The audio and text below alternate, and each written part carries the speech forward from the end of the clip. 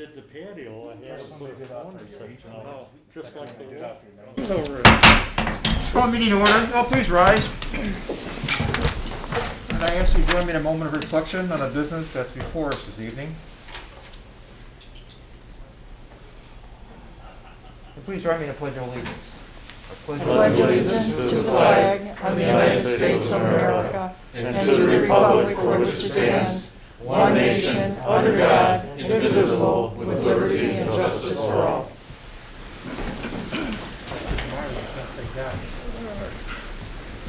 Please take the roll, please. Alderman Basso. Here. Alderman Violet. Here. Alderman Clifford. Here. Alderman Key. Here. Alderman Kromarski. Here. Alderman Lewandowski. Here. Alderman McGovern. Here. Alderman McGrogan. Here. Mayor, City Clerk, Treasurer, and Attorney. All right, no special presentations tonight. Under the consent calendar, I've got a couple of items. The approval of the minutes from the City Council meeting from January 5th, 2021, along with the payroll voucher list for the period ending January 15th, 2020. Need a motion to approve same. So moved. Moved by Alderman Kromarski, second by Alderman Violet. Any discussion? Roll call, please. Alderman Clifford. Aye. Alderman McGrogan. Yes. Alderman Lewandowski. Aye. Alderman Kromarski. Yes. Alderman Basso. Aye. Alderman McGovern. Yes. Alderman Key. Yes. Alderman Violet. Yes. All right, no sealed bids. A couple of remarks I have this evening. As you know, many of you know, I've been meeting on a weekly basis. I've been assigned to the Metropolitan Mayor's Caucus task force on the COVID situation, and I think we've made some headways going forward. I shared with you today, I believe, a document and some of the last Friday's mitigation changes from the governor's office. We had a meeting with the governor actually on Friday. Somewhat stemmed from some of the input that the various mayors, there's 3 mayors from each caucus, so there's 18 of us that are involved in it, and so we're making some strides, I think. I think overall, you know, the state is making some strides. So you see the positivity rate going down. Anticipate some changes fairly shortly in some of the openings that are happening, and just keep your eyes, you know, glued to what's happening on you know, local news. The next thing I'd like to talk about a little bit is the vaccine. There's a lot of misinformation out there or confusion. I'd like the residents not to be confused with what you're seeing on TV as far as what's going on in Chicago, okay? You know, up in Lake Forest, Lake County, there's some vaccine centers being opened, okay? And DuPage has some vaccine centers that are starting to be opened. The problem is that the individual counties are handling the vaccine distribution. Cook County has not devised its plan yet as far as how that's going to be done. As of right now, you know, they've given some guidelines. I've got a communique from Sean Morrison today. You know, we're in suburban Cook counties in phase 1A. They're looking to go to phase 1B, which is an extended people who will qualify on the 25th of January. The problem is the system for setting up and getting a vaccine has not been established. It's going to be done online, and hopefully that'll be happening within the next 2 weeks or so, especially if they're going to try to meet the January 25th deadline. I ask you as residents to just keep abreast of our website. Anything we get, as soon as we get the information, we'll post it there. But as of right now, we're getting numerous calls. I'm sure many of you are also, you know, when can I get the vaccine? Again, it's up to the county as far as the distribution of same, and we just have not got the information because they have not developed the website yet. So that's what's going to drive it. So hopefully it'll be fairly soon. Yes. Somebody told me today that they had heard that a testing site is going to open at 120th and Harlem. There's already one there. Or it is already one there. Yes. And that site might develop into a vaccination site as well. Well, down the road. That I'm understanding from what that was on Facebook actually. They're anticipating being a vaccine site, and there's a couple other places in town that are trying to become vaccine sites. Mm-hmm. And many of your national stores, you know, stores such as CVS and Walgreens could in fact be vaccination sites. But again, that mechanism has not been created yet, and you know, licenses to do that have not been issued. So again, all that information, once we get it, you know, we'll put it on the website for the, you know, for the distribution to the residents. But we're kind of at the mercy right now of Cook County, since they, the city of Chicago, you know, has their own distribution patterns, okay, and sites set up. I mean, they are their own, they're in charge of dispensing the vaccines in the city of Chicago. Other than that, within the states, the individual health departments at a county level is doing it. So that's where we are right now. So, you know, I wish I had a firm answer for you, but we don't. But as soon as we do get the information, we'll get it out to the residents.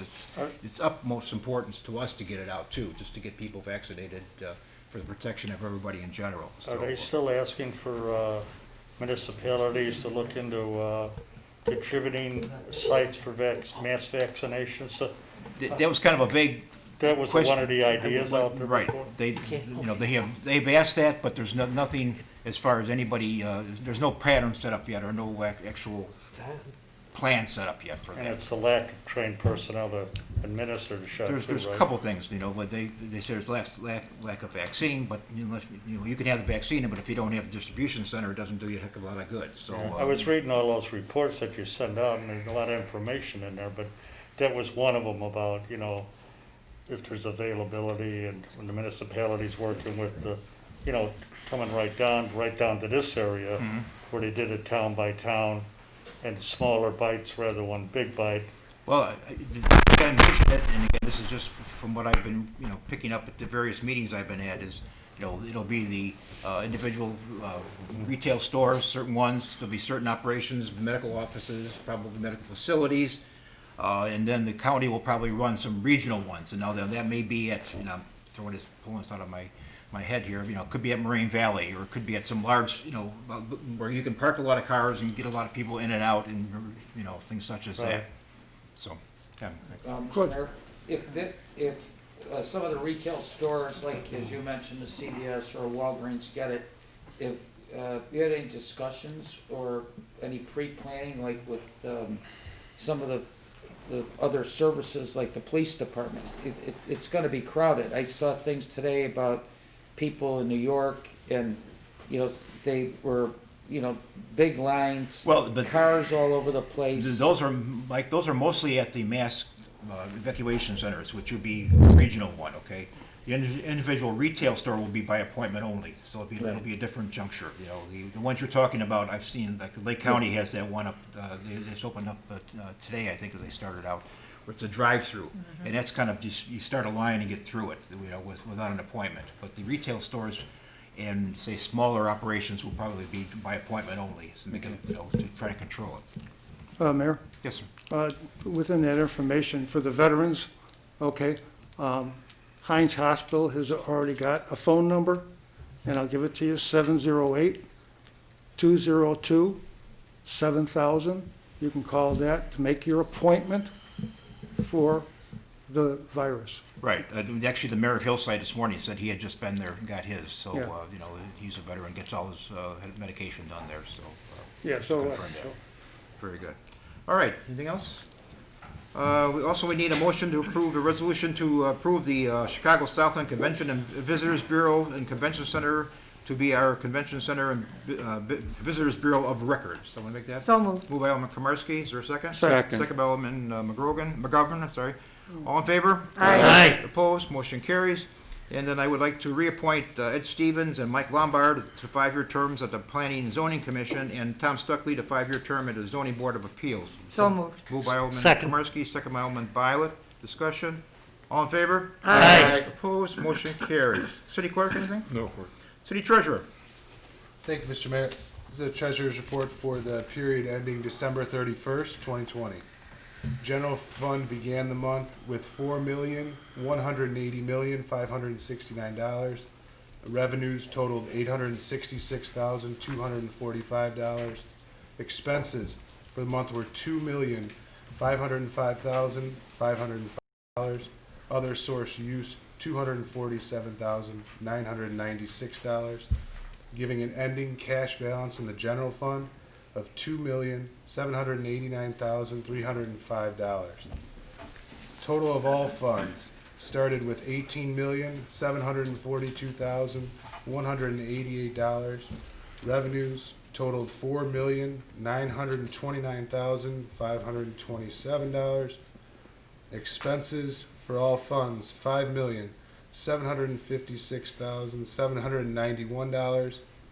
Other source use, $207,979, giving an ending cash balance in all funds of $18,122,903. That concludes my report, Mr. Mayor. All right, entertain a motion to approve the treasurer's report. Second. Moved by Alderman Clifford, is there a second? Second. Second by Alderman Violet, discussion, all in favor? Aye. Opposed, motion carries. City Attorney, No report. any communication? Anyone have anything? If not, citizens, anyone? Yes, I have one email submitted by William Tracy. During this pandemic, the governor has issued a mandate that there is to be no dining. However, every restaurant in Palos Heights appears to be open for business with both dine-in and carry-out service. Why are the elected officials of Palos Heights not following the mandate, since the governor clearly stated that enforcement of this mandate is the responsibility of the elected officials? Those are all the public comments I received. Finance Committee, Mr. Mayor, no report this evening. Public Safety, No report, Mr. Mayor. Municipal Grounds and Property, Alderman Basso. Yes, Mayor, I have no items on the agenda, but I would just like to make a comment on, thank Public Works for the nice job they're doing on the very limited snowfall we've had. We'll keep our fingers crossed, we'll have a whole bunch of salt for next year. Hopefully it'll be a short winter with not too much snow. That's the end of my report, thank you. Planning and Zoning, Alderman Clifford. There's no report at this time, Mr. Mayor. Nothing on the agenda in the near future. All right. Alderman Key, Recreation, sorry. Thank you, Mr. Mayor. So I don't have any action items or anything, but I wanted to mention that Palos Patch had a survey that they asked all the residents who they thought was doing a good job and going above and beyond to serve the customers during this pandemic. And some very nice comments were made about the rec center and how clean it is and how many different places you can, get your hands clean, and when you're working out there, it's very safe. And so I just wanted to, tip our hat to the rec department. They did also mention some of the businesses in town. I'll mention those right now. Palos Hardware, Golden Shoes, O'Hara and Friends Salon, and Revival Yoga were also on the list. And so congratulations to those businesses. All of our businesses are hurting during this pandemic, and it's nice to see that people are keeping the safety, though, of our residents at the forefront. And that concludes my report, Mr. Mayor. All right. Alderman Komarski, Roads and Construction. Thank you, Mr. Mayor. Move to approve a payment to Morris Engineering for the December 2020 invoice in the amount of $15,953.60. Second. This is for various projects throughout the city. All right. Moved by Alderman Komarski, second by Alderman Clifford. Discussion. Roll call. Alderman Key. Yes. Alderman Basso. Aye. Alderman McGovern. Yes. Alderman Violet. Yes. Alderman McGrogan. Yes. Alderman Clifford. Aye. Alderman Kromarski. Yes. Alderman Lewandowski. Aye.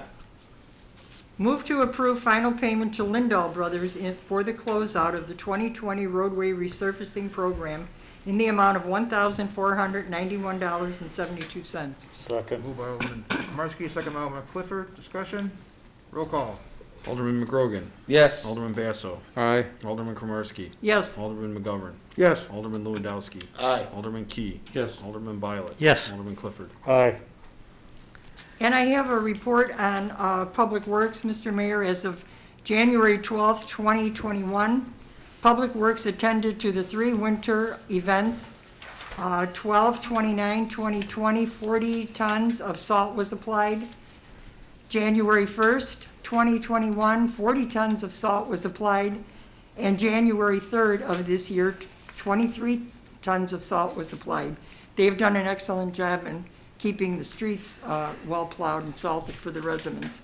Also, I received a pre-construction notice from Illinois Department of Transportation, excuse me, cleaning and painting the steel structure carrying Illinois 43 Harlem Avenue over the Calsag Channel in the Village of Worth in the city of Palos Heights. The contractor was Capital Industrial Services. The cost of that project of painting that bridge was $930,033.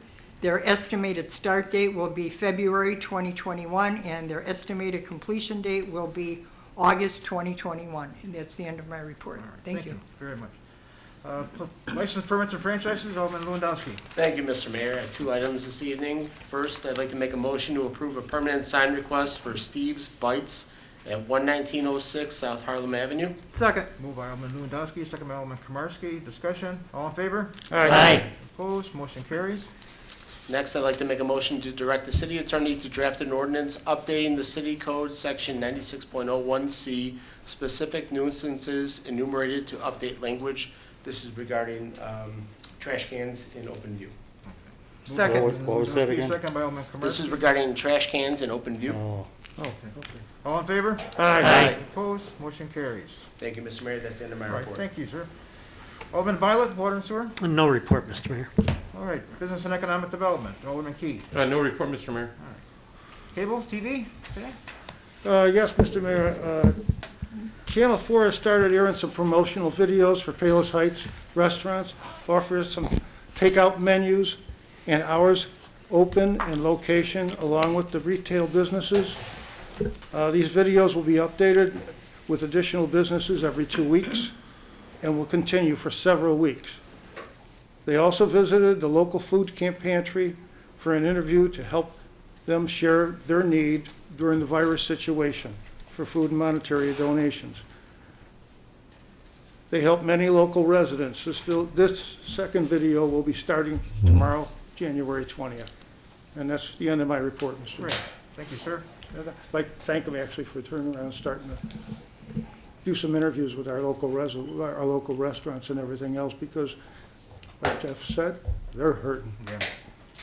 All right, any old business anyone have this evening?